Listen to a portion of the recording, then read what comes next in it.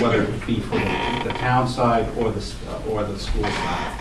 And now with the financial situation getting, tighter and worse, this past year we didn't get numbers until July, early July. So part of the problem is putting your best guess forward for the voters based on the data that the data that you have. That's why we've been trying to put off a little bit, reducing our budget until we actually had firm numbers.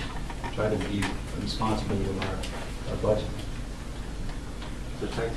Thank you. I just have a question, and I don't want you to take this as an attack. I'm just trying to understand it because I'm being asked by all sides the same question. What number is the baseline? So if you can just tell me, I'm looking at what the State Department of Education released on February 27th, and it's on their website. It's dated final 2/26/2010, and it's their funding proposal, and they have a number in two places on their current figure for Tiverton. They say FY 2010 enacted $5,563,390. And that's actually the number that they've used on their baseline, on their 10-year spreadsheet. Can you tell me where's the difference between that and your $4,359,811? Sure. Or actually 4,532.028. I guess that.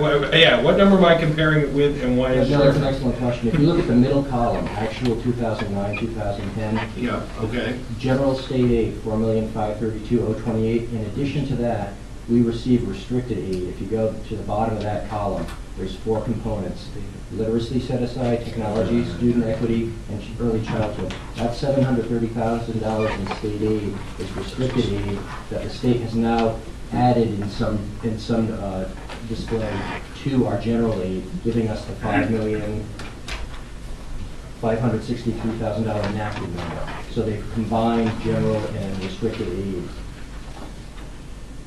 And did you get this separate, this restricted aid in years past? Yes. But was it lumped into that other number, or was it also broken out? It was always broken out separately. Part of the education funding formula now is consolidate the aid categories into one number. So that's what they've now done. So going back to 0809, the $4,344,159. Yes. That includes all the restricted stuff? No, those are never. So there should be a whole set of numbers down on the bottom of the first column. That's correct, but it's never been germane to the appropriation process. It's always been restricted aid that has not gone through our general operating budget. Now it becomes part of the discussion because the state's now collapsing those restricted aid or formerly restricted aid components under the funding formula.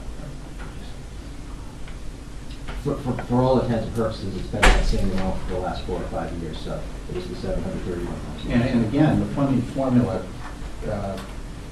numbers, again, are all supposition because we don't know whether or not the Assembly's going to approve that funding formula.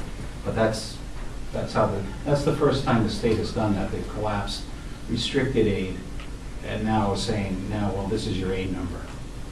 They've never done that before. We've always gotten an operational aid number. And then we would also get the other data, the restricted aid, but it would be separated out. It would be operational, then you would have your restricted aid. So if I look at this year's government budget, state aid 2010-2011, at $4,359,811, assuming that the restricted is going to be roughly the same, you're talking that you're going to be getting $5,096,000. That would be accurate. That's consistent with how we've appropriated. That's correct. Without the funding formula being active. That's correct. I have one more question. You keep saying about staying within the cap of 4.5. Okay.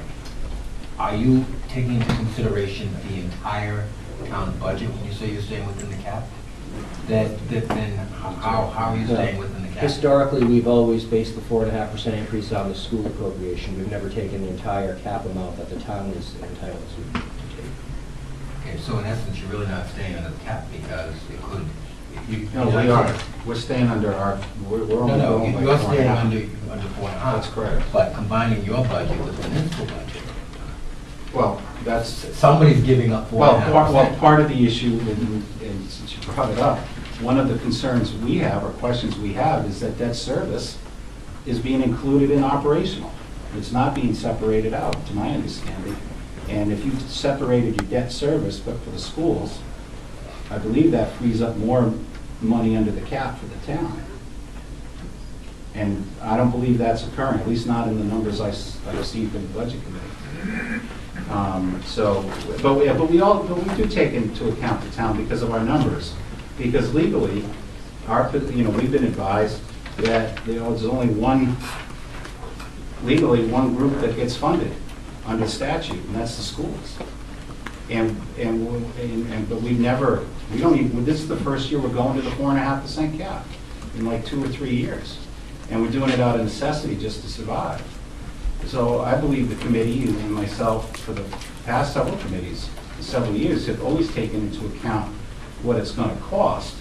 And we've always come in, last year we came in at what, a 1.3% increase. This year, we're going to have it at 4.5 or a little less.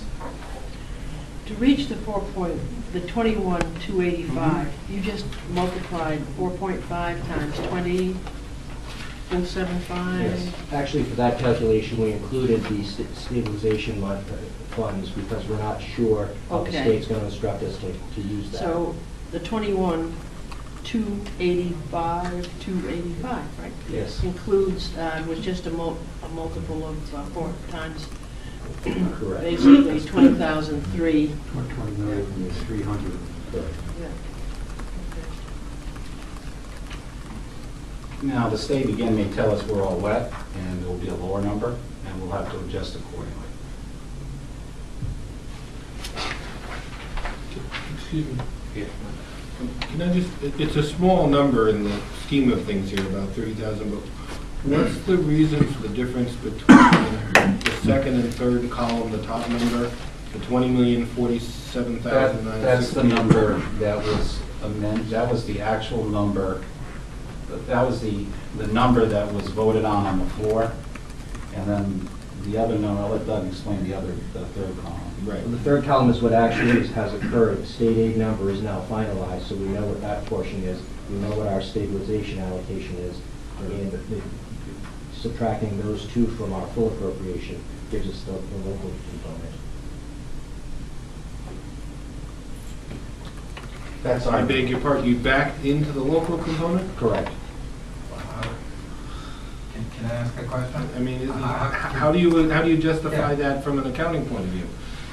If your Appropriation will appropriation, be honored. yeah, I mean, if you appropriated 20,047,960, how does it go to 20,075,627? well, we're going by the total appropriated number, the 24.9. And then you backed And out. then we So backed you did that back down. into it because it That's wasn't correct. total at We that went with point the number that under was the voted at the docket. town meeting, which was 24.9. We then just did that. Here's the state aid number, here's the ARA money, this is the local number. It was the way the docket was established. We voted the entire amount. Actually, we could solve all our problems if we got that car tax or reimbursement. And I'll get to that. That's beyond our purview. Again, I'm not an accountant. Now I just want to know, where did the 30,000 whatever come from? The difference between the 20,047 and the 20,075. And the ARA money. Okay. so- At the when the meeting, at the town meeting, no one knew what the state aid number was going to be. And if they did, they should play the lottery because they'd be a wealthy person. Secondly, no one knew what the ARA money, what this ARA thing was going to be or look like. We didn't get notification on ARA money until October. So going into the town meeting, or at the town meeting, that second column, that's what everybody voted on, that's what people knew. Subsequent, after that, the 24.9 we know was voted on, the total operating budget. Then as the state aid number came in, all we did was, okay, we got 24.9, here's the state aid number. we just did quick math. It's a combination of the state aid and the ARA money.